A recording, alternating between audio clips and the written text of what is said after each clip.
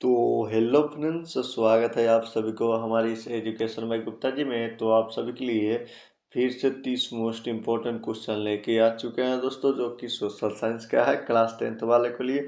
तो क्या करना है, इसको आपको सही से नोट कर लेना है। सारे बोर्ड एग्जाम में पूछे जाने वाले प्रश्न है, 100% बोर्ड परीक्षा में इसी में से आने वाला है। तो क्या करना है, इसको आपको सही से नोट कर लेना है। अगर उससे पहले मेरे इस चैनल पर पहली बार आए हैं तो मेरे इस चैनल का सब्सक्राइब और साथ में बेल आइकन दबा दीजिए, ताकि हमारा कोई भी नया वीडियो अपलोड हो तुरंत आप तक पहुंच जाए। तो चलिए बिना समय गए क्वेश्चन की ओर चलते हैं। तो आपको पहला नंबर में दिया जा रहा है, एक अर्थव्यवस्था का सृजन होता है तो इसका राइट आंसर, एक के राइट आंसर डी हो जाएगा। इनमें से सभी हो जाएगा, प्राकृतिक संसाधन, भौतिक, मानवीय संसाधन, सभी के सभी हो जाएगा, तीनों के तीनों हो जाएगा। इसको आपको सही से नोट कर लेना है। तो चलिए क्वेश्चन को चलते हैं। तो आपको दूसरे नंबर में दिया जाए, अर्थव्यवस्थाओं के मुख्य प्रकार होते हैं। तो अर्थव्यवस्थाओं के मुख्य प्रकार होते हैं, कितने प्रकार होते हैं? तो इसका राइट आंसर दो के राइट आंसर बी हो जाएगा। तीन प्रकार होते हैं अर्थव्यवस्थाओं के मुख्य प्रकार, इसको आपको सही से नोट कर लेना है। तो चलिए क्वेश्चन को चलते हैं। तो आपको 3 नंबर में दिया, इनमें से कौन से देश में मिश्रित अर्थव्यवस्था है? दोस्तों, इनमें से कौन से देश में मिश्रित अर्थव्यवस्था है? तो इसका राइट आंसर, 3 के राइट आंसर सी हो जाएगा, भारत में मिश्रित अर्थव्यवस्था है। इसको आपको सही से नोट कर लेना है। तो चलिए क्वेश्चन को चलते, तो आपको 4 नंबर में एक साम्यवादी अर्थव्यवस्था में सर्वाधिक फल दिया जाता है। तो इसका राइट आंसर, 6 के राइट आंसर सी हो जाएगा, लोकल लोकल यहाँ पर दिया जाता है। इसको आपको सही से नोट कर लेना है। तो चलिए क्वेश्चन को जल्दी बताओ। आपको 5 नंबर में दिया, निम्नलिखित में कौन मिश्रित अर्थव्यवस्था की विशेषता है? इनमें से निम्नलिखित में से कौन मिश्रित अर्थव्यवस्था की विशेषता है? तो इसका राइट आंसर, 5 के राइट आंसर सी हो जाएगा, ए और बी दोनों का दोनों हो जाएगा। इसको आपको सही से नोट कर लेना, निजी क्षेत्र, सार्वजनिक क्षेत्र।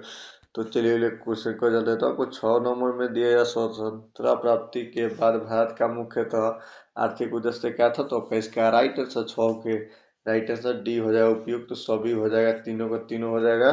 तो इसको आपको सही से नोट कर लेना है। तो चलिए क्वेश्चन की ओर चलते हैं। तो आपको 7 नंबर में दिया, सर्वाधिक विकास की माप के लिए सबसे उपयुक्त सूचकांक क्या है? तो इसका राइट आंसर, 7 के राइट आंसर बी हो जाएगा, प्रति व्यक्ति आय हो जाएगा। इसको आपको सही से नोट कर लेना है। तो अगले क्वेश्चन को चलते हैं। तो आपको 8 नंबर निम्नलिखित में कौन सा देश है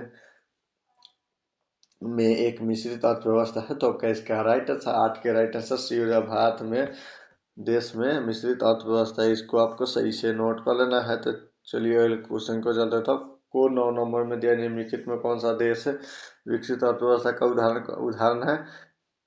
तो इसका राइट आंसर, 9 के राइट आंसर डी हो जाएगा, अमेरिका।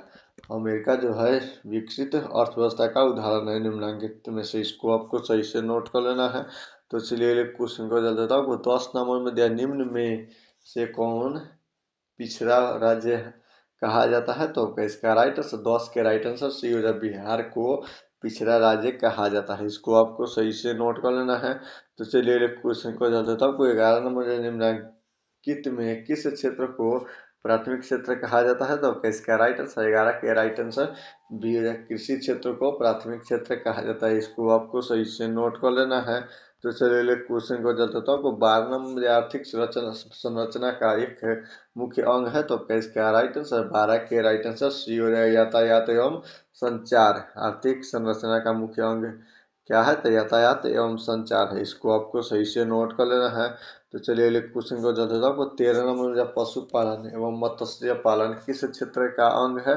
तो इसका राइट आंसर, 13 के राइट आंसर ये हो जाएगा, प्राथमिक क्षेत्र का अंग है पशुपालन और मत्स्य पालन। इसको आपको सही से नोट कर लेना है। तो चलिए क्वेश्चन को चलते हैं। तो आपको 14 नंबर में दिया, इनमें से कौन सामाजिक संरचना का अंग है? दोस्तों, इनमें से कौन सामाजिक संरचना का अंग है? तो इसका राइट आंसर, 14 के राइट आंसर डी हो जाएगा, इनमें से सभी हो जाएगा, शिक्षा एवं मतलब प्रशिक्षण, स्वास्थ्य सेवाएं। तो इसका राइट आंसर डी हो जाएगा। इसको आपको सही से नोट कर, तीनों का तीनों हो जाएगा, आवास हो जाएगा। तो चलिए क्वेश्चन हो जाते हैं। तो आपको 14 नंबर में दिया, निम्नलिखित में कौन नवीकरणीय प्राकृतिक संसाधन है? तो इसका राइट आंसर, 15 का राइट आंसर सी हो जाएगा भूमिगत जल संसाधन है, इसको आपको सही से नोट करना है, जो कि प्राकृतिक संसाधन है और नवीकरणीय भूमिगत जल, इसको आपको सही से नोट कर लेना है। तो चलिए क्वेश्चन को चलते, तो आपको 16 नंबर में निम्न में कौन प्राथमिक क्षेत्र भी कहा जाता है? तो निम्न में इसको प्राथमिक क्षेत्र भी कहा जाता है, तो आपका इसका राइट आंसर 16 के राइट आंसर बी हो जाए, कृषि क्षेत्र को प्राथमिक क्षेत्र कहा जाता है, इसको आपको सही से नोट कर लेना है। तो चलिए अगले क्वेश्चन को चलते, तो आपको 70 नंबर में किस क्षेत्र को द्वितीय क्षेत्र कहा जाता है? तो किस क्षेत्र को द्वितीय क्षेत्र कहा जाता है? तो आपका इसका राइट आंसर 17 का राइट आंसर सी हो जाएगा, उद्योग क्षेत्र को द्वितीय क्षेत्र कहा जाता है, इसको आपको सही से नोट कर लेना है। तो चलिए अगले क्वेश्चन को चल देता हूँ। आपको 18 नंबर में दिया जा रहा है, भारत में योजना आयोग का गठन कब किया गया था?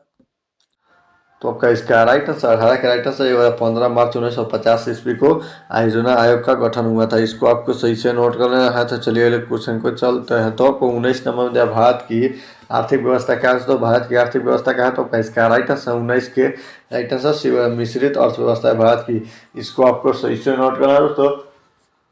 तो चलिए अगले क्वेश्चन को चलते, तो आपको 20 नंबर में दिया जा रहा है, किस क्षेत्र को तृतीय के क्षेत्र कहा जाता है? तो किस क्षेत्र को तृतीय क्षेत्र कहा जाता है? तो इसका राइट आंसर 20 के राइट आंसर ये हो जाएगा, सेवा क्षेत्र को तृतीय क्षेत्र कहा जाता है, इसको आपको सही से नोट कर लेना है। तो चलिए क्वेश्चन को चलते, तो आपको 21 नंबर बिहार की आय में सर्वाधिक योगदान होता है, किसका होता है? तो इसका राइट आंसर 21 के राइट आंसर सी हो जाएगा, सेवा क्षेत्र को सेवा क्षेत्र का होता है, इसको आपको सही से नोट कर लेना है। तो चलिए अगले क्वेश्चन को जल्द देता हूँ। आपको 22 नंबर में दिया जा रहा है, बिहार की अर्थव्यवस्था में प्राथमिक क्षेत्र का मुख्य अंग है, तो क्या इसका राइट आंसर 22 के राइट आंसर बी हो जाए, कृषि क्षेत्र का मुख्य अंग है, इसको आपको सही से नोट कर लेना है। तो चलिए क्वेश्चन को जल्द देता हूँ। आपको 23 नंबर में राष्ट्रीय आय का अर्थ क्या है? तो राष्ट्रीय आय का अर्थ क्या है?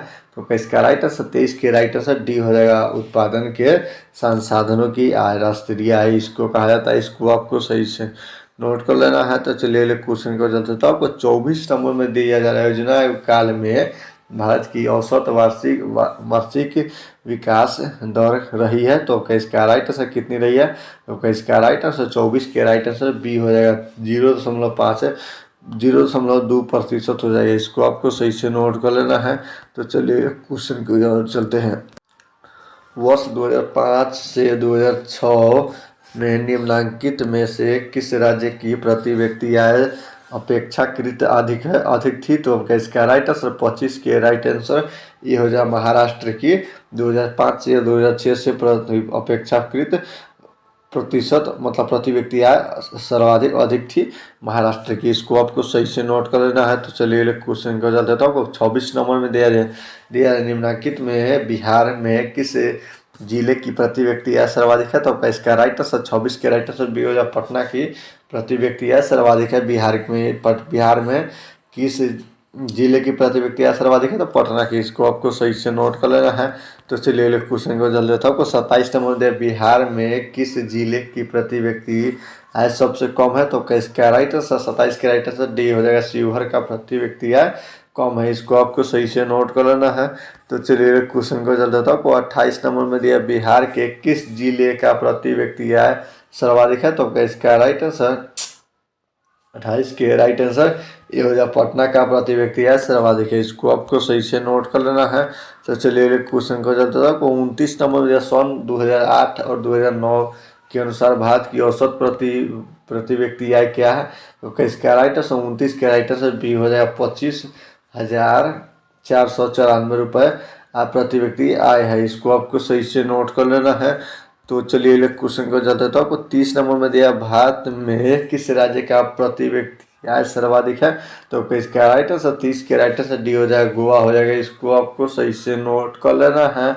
तो उम्मीद करता हूँ कि वीडियो आप लोग के लिए अच्छा लगा, और अच्छा लगा हो तो वीडियो को दीजिए लाइक और चैनल को सब्सक्राइब कर दीजिए। जय हिंद, जय भारत।